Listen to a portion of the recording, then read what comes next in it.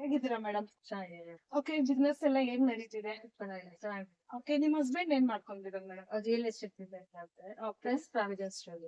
Okay, ಇವಾಗ business start ಮಾಡಿ ನಮ್ ಜೊತೆಗೆ ಎಷ್ಟು ವರ್ಷ ಆಯ್ತು? ನಮ್ಗೆ 1 ವರ್ಷ ಆಯ್ತು. 1.5 ವರ್ಷ. ಸರಿ, 1.5 ವರ್ಷದಿಂದ ನಿಮಗೆ ನಮ್ ಜೊತೆಗೆ ಇವಾಗ ಬಿಸ್ನೆಸ್ ಕಂಟಿನ್ಯೂ ಮಾಡ್ತಿದ್ರಲ್ಲ, ಯಾವ ರೀತಿ ಅನ್ನಿಸ್ತಿದೆ? ನಮ್ಗೆ ಚೆನ್ನಾಗಿದೆ. ನಮ್ ಬಿಸ್ನೆಸ್ ಮಾಡೋದಕ್ಕೂ ಒಂಥರ ಉತ್ಸಾಹ ಆಗಿದೆ. ಮಾಡೋಣ ಅನಿಸ್ತಾ ಇದೆ. 1 ವರ್ಷ ಯಾವ್ದೇ ತೊಂದರೆ ಆಗಿಲ್ಲ, ಮಾಡ್ತಿದ್ದೀವಿ. ಚೆನ್ನಾಗಿದೆ. ಇವಾಗ ನಿಮ್ ಮಿಷಿನ್ ತಗೊಂಡಾಗ್ಲಿಂದ ಪ್ರೊಡಕ್ಷನ್ ಅನ್ನೋದು ಮಾಡ್ತಿದ್ರಲ್ಲ, ನೀವು ತಿಂಗಳಲ್ಲಿ ಎಷ್ಟು ಸರಿ ಕೊಡ್ತಿದ್ದೀರಾ, ಅಥವಾ ನೀವು ಫ್ರೀ ಟೈಮ್ ಅಲ್ಲಿ ಮಾಡ್ತೀರಾ? ಯಾಕಂದ್ರೆ ಪ್ರಾವಿಷನ್ ಸ್ಟೋರ್ ಮತ್ತೆ ಇದೆಲ್ಲ ಹೇಳಿದ್ರೆ, ಆಮೇಲೆ ಎಸ್ಪೆಷಲಿ ನೀವು ಒಂದು ಬಿಸ್ನೆಸ್ ಮಾಡ್ತಾ ಇದ್ರೆ ನಾನು ಬಂದಾಗ ಚೆಕ್ ಮಾಡಿದೆ, ಟೈಲರಿಂಗ್ ಮಾಡ್ತಾ ಇದೀನಿ ಅಂತ ಹೇಳಿದ್ರಿ. ಸೊ ಒಂದೇ ಫುಲ್ ಟೈಮ್ ಇದಕ್ಕೆ ಕೊಡ್ತೀರಾ, ಅಥವಾ ಇಲ್ಲಾಂದ್ರೆ ಎರಡನ್ನೂ ಜೊತೆಗೆ ಮಾಡ್ತೀರಾ? ಮೇಡಮ್, ನಾನು ಮಿಷಿನ್ ತಗೋಬೇಕಾದ್ರೆ ಇಂಟ್ರೆಸ್ಟ್ ಆಗಿ ತಗೊಂಡಿದ್ದೀನಿ. ಆದ್ರೆ ಒಂದೇ ದಿವಸ ಬೆಳಗ್ಗಿಂದ ಸಾಯಂಕಾಲ ಮಾಡಕ್ ಆಗೋದಿಲ್ಲ. ಆದ್ರೆ ಬೆಳಗ್ಗೆ ನಾನು ಟೈಲರಿಂಗ್ ಕ್ಲಾಸ್ ಮಾಡ್ತೀನಿ, ಪ್ಲಸ್ ಟೈಲರಿಂಗ್ ಮಾಡ್ತೀನಿ. ಪ್ರಾವಿಜನ್ ಸ್ಟೋರ್ ಯಜಮಾನ್ರೆಲ್ಲ ನಾವು ಹೋದಾಗ ಪ್ರಾವಿಜನ್ ಸ್ಟೋರ್ ನೋಡ್ಕೊಳ್ತೀನಿ. ಅವ್ರು ಇಲ್ಲದೆ ಇದ್ದಾಗ ನಾನು ಹತ್ತಿ ಕಡೆ ಗಮನ ಕೊಡ್ತೀನಿ. ಮ್ಯಾಕ್ಸಿಮಮ್ ಡೈಲಿ 1 ಕೆಜಿ ಮಾಡ್ತೀನಿ. 1.5 kg ಬೆಳಗ್ಗೆ ಒಂದು 5 ಗಂಟೆಯಿಂದ 8 ಗಂಟೆ ತನಕ ಹತ್ತಿ ಕೆಲ್ಸಕ್ಕೆ ಕೊಟ್ಟಿರ್ತೀನಿ.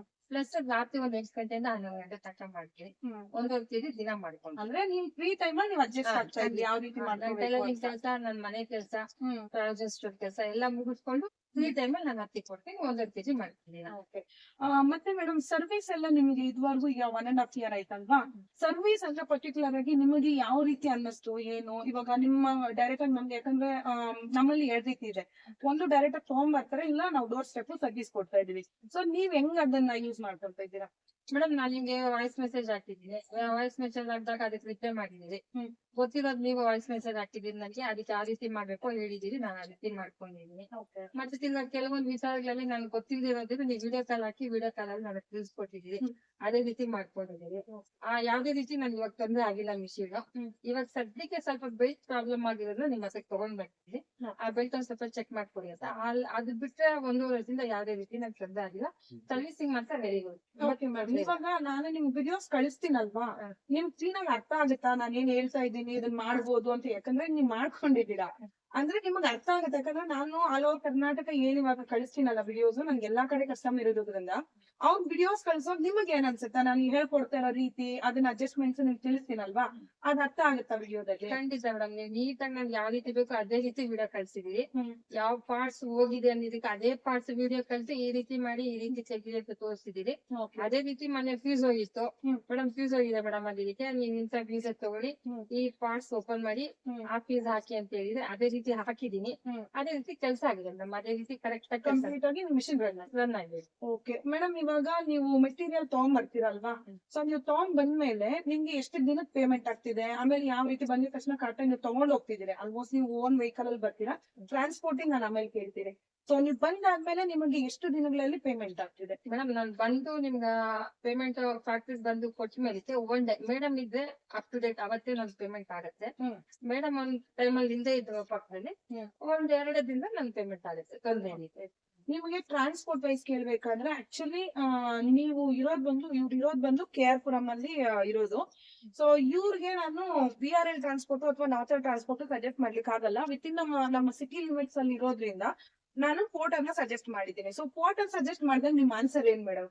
ಮೇಡಮ್, ಒಂದ್ಸತಿ ಮಾತ್ರ ತರ್ಸ್ಕೊಂಡಿದೀನಿ. ಒಂದ್ಸತಿ ಮಾತ್ರ ಮೇಡಮ್ ಅವರು 800 ರೂಪಾಯಿ ಆಗುತ್ತೆ ಅದು. ಹಾಗಾಗಿ ನಾನೇ ಹೇಳಿದ್ದೀನಿ, ಮೇಡಮ್ ನಮ್ದೇ ಓನ್ ವೆಹಿಕಲ್ ಇದೆ, ನಾನೇ ಬಂದು ಪಿಕಪ್ ಅಂಡ್ ಡ್ರಾಪ್ ಮಾಡ್ಕೊಳ್ತೀನಿ. ನಾನ್ ಮಾಡಿರೋದನ್ನ ಐಟಮ್ ನಿಮ್ಗೆ ತಂದ್ಕೊಡ್ತೀನಿ, ಚೆಕ್ ಮಾಡ್ಕೊಳ್ಳಿ.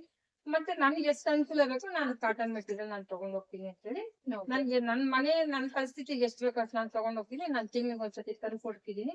ನಾನ್ ತಿಂಗಳಿಗೆ ಎಷ್ಟು ಬೇಕೋ ಅಷ್ಟು ಮಾಡಿ ನಾನು ತಲುಪಿಸ್ತಾ ಇದ್ದೀನಿ. ನಂಗೇನು ಟ್ರಾನ್ಸ್ಪೋರ್ಟೇಷನ್ ಬೇಕಾಯ್ತು.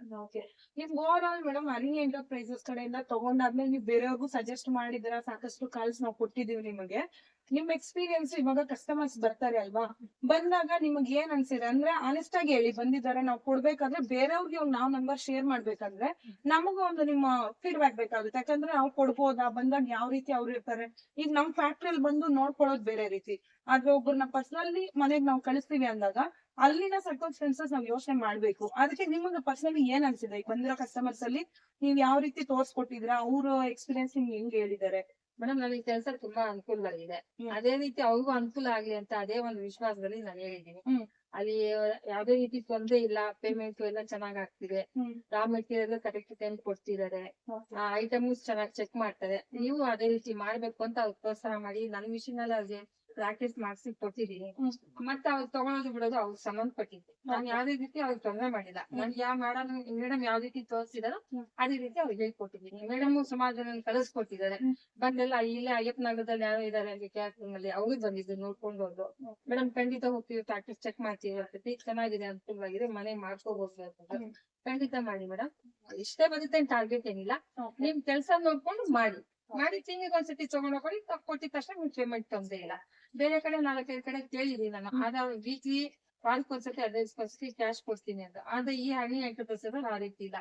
ನೀವ್ ಐಟಮ್ ತಗೊಂಡೋಗ್ಕೊಡಿ, ಮಾನೇ ಸರ್ ಮೇಡಮ್ ಇದೆ, ಪೇಮೆಂಟ್ ಪ್ರಾಬ್ಲಮ್ ಇಲ್ಲ, ಕೊಡ್ತಾರೆ. ಆ ರೀತಿ ಅವ್ರು ಹೇಳ್ಕೊಳ್ತೀನಿ ನಾನು. ಓಕೆ, ಈಗ ಅಗ್ರಿಮೆಂಟ್ ನಿಮ್ಗೆ ಎಷ್ಟು ವರ್ಷಕ್ಕೆ ನಾವು ಮಾಡ್ಕೊಟ್ಟಿರೋದು? ನೀವು ಅಗ್ರಿಮೆಂಟ್ ನಂಗೆ 3 ವರ್ಷಕ್ಕೆ ಮಾಡ್ತೀವಿ. 3 ವರ್ಷಕ್ಕೆ. ಆದ್ರೆ ಈಗ ಪ್ರೆಸೆಂಟ್ 5 ಇಯರ್ಸ್ ನಾವು ಮಾಡ್ತಾ ಇದೀವಿ. ಈಗ ಜನವರಿ ಆನ್ವರ್ಡ್ಸ್ 5 ಇಯರ್ಸ್ ಮಾಡಿದೀವಿ. ಇವಾಗ ಓವರ್ ಆಲ್ ನನ್ಗೆಲ್ಲಾ ಇನ್ಫಾರ್ಮೇಶನ್ ಕೊಟ್ರಿ. ಸೊ ಈ ಬಿಸ್ನೆಸ್ ನ ಬಂದು ಯಾರ್ಯಾರು ಮಾಡ್ಬೋದು? ಇವಾಗ ನಿಮ್ಮ ಎಕ್ಸ್ಪೀರಿಯನ್ಸ್ ನಾನು ಹೇಳ್ತೀನಿ, ನಂಗೆ ಗೊತ್ತಿದೆ ಯಾರ್ಯಾರು ಮಾಡ್ಬೋದು ಅಂತ. ಬಟ್ ನೀವು ನಿಮ್ಮ ಬಾಯಲ್ಲಿ ಹೇಳಿ, ಯಾರು ಮಾಡ್ಬೋದು, ಹೆಂಗೆಲ್ಲ ಅನುಕೂಲ ಆಗುತ್ತೆ, ಯಾವ ಏಜ್ ನವ್ರು ಮಾಡಿದ್ರೆ ನಮ್ಗೆ ಓಕೆ ಮಾಡ್ಬೋದು ಅಂತ ಅನ್ಸುತ್ತೆ? ನಿಮ್ಗೆ ಏನ್ ಅನಿಸ್ತು? ಮೇಡಮ್ ಇದರಲ್ಲಿ ಇಯರ್ ಲಿಮಿಟೆಡ್ ಏನಿಲ್ಲ.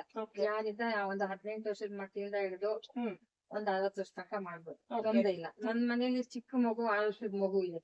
ಅವಳು ಮಿಷಿನ್ ಆನ್ ಮಾಡ್ತಾಳೆ, ಮತ್ತೆ ಹಾಕ್ತೀನತ್ತೆ ಅಂತ ಮಾಡ್ತಾಳೆ. ಆ ರೀತಿ ಇದೆ, ಯಾವ್ದೇ ರೀತಿ ತೊಂದ್ರೆ ಇಲ್ಲ. ಅಂದ್ರೆ ಸೇಫ್ ಅಂಡ್ ಸೆಕ್ಯೂರ್ ಇದೆ ಮಿಷಿನ್ ಅಲ್ಲಿ ಬಂದ್ಬಿಟ್ಟು. ಯಾವ್ದೇ ರೀತಿ ವರ್ಕ್ ಫ್ರಮ್ ಹೋಮ್ ಮನೇಲಿ ಹೆಂಗಸರಿಗೆ ತುಂಬಾ ಅನುಕೂಲ ಇದೆ. ಮನೆ ಕೆಲಸ ಮಾಡ್ಕೋಬಹುದು, ಪ್ಲಸ್ ಮಕ್ಕಳು ನೋಡ್ಕೋಬಹುದು, ಮಕ್ಳು ವಿದ್ಯಾಭ್ಯಾಸಕ್ಕೂ ತೊಂದ್ರೆ ಆಗೋದಿಲ್ಲ.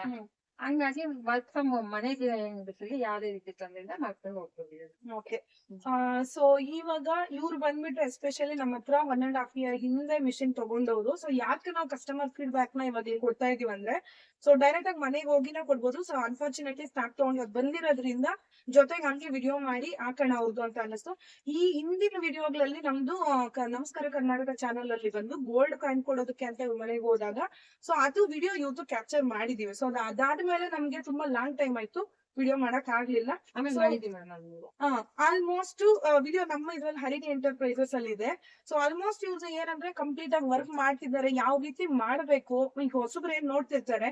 ಸೊ ನಾವ್ ಯಾವ ರೀತಿ ಅದನ್ನ ಯೂಸ್ ಮಾಡ್ಕೊಂಡಿದೀವಿ ಅಂದ್ರೆ ನಾವು ಬೆನಿಫಿಟ್ ಮಾಡ್ಕೋಬಹುದು ಅನ್ನೋದು ನೀವು ಕೇಳಿ ತಿಳ್ಕೊಳ್ಳಿ. ಸಾಕಷ್ಟು ನಾನು ಕಸ್ಟಮರ್ಸ್ ನಂಬರ್ ಕೊಡೋದು ಏನಕ್ಕೆ ಅಂದ್ರೆ, ನಿಮ್ಮ ಎಕ್ಸ್ಪೀರಿಯನ್ಸ್ ಇವಾಗ ಏನಂದ್ರೆ ಅವ್ರಿಗೆ ಪ್ರೆಷರ್ ಬಂದಾಗ ಯಾರಿಗೇನು ಗೊತ್ತಿರೋದಿಲ್ಲ. ಸೊ ಈ ರೀತಿ ಎಕ್ಸ್ಪೀರಿಯನ್ಸ್ ಆಗಿರೋರು ನಾನು ನನ್ನದೇ ಕಸ್ಟಮರ್ನ ನಾನು ಕೊಡ್ತೀನಿ. ರೀಸನ್ ಏನಂದ್ರೆ, ಗೊತ್ತಿಲ್ದಲ್ಲ ಇರೋರ್ನ ನಾನು ಶೇರ್ ಮಾಡೋದು ದೊಡ್ಡ ವಿಷಯ ಅಲ್ಲ. ಆದ್ರೆ ತಿಳಿಸಿ ಎಕ್ಸ್ಪೀರಿಯನ್ಸ್ ಇರೋರ್ ಜೊತೆಗೆ ನಾವು ಹೋಗ್ಬಿಟ್ಟು ಅವ್ರು ನೋಡ್ಕೊಂಡ್ ಬನ್ನಿ ಅಂದಾಗ ಸಾಕಷ್ಟು ಇನ್ಫಾರ್ಮೇಶನ್ ಇವರು ಕೊಟ್ಟಿರ್ತಾರೆ. ಸೊ ಆ ವಿಷಯದಲ್ಲಿ ಇವರು ನಂಗೆ ಸಾಕಷ್ಟು ಸಹಕಾರ ಕೊಟ್ಟಿದ್ದಾರೆ, ತಿಳಿಸಿದ್ದಾರೆ. ಸೊ ಕಂಪ್ಲೀಟ್ಲಿ ಏನಂದ್ರೆ ಹರಿಣಿ ಎಂಟರ್ಪ್ರೈಸಸ್ ಕಡೆಯಿಂದ ಅವ್ರು ತಗೊಂಡು ಮಾಡ್ತಾ ಇರೋದ್ರಿಂದ ಖುಷಿ ಇದ್ದಾರೆ, ಹ್ಯಾಪಿ ಕಸ್ಟಮರ್ ಅಂತ ನಾನು ಖುಷಿಯಿಂದ ಹೇಳ್ತೀನಿ. So thank you so much.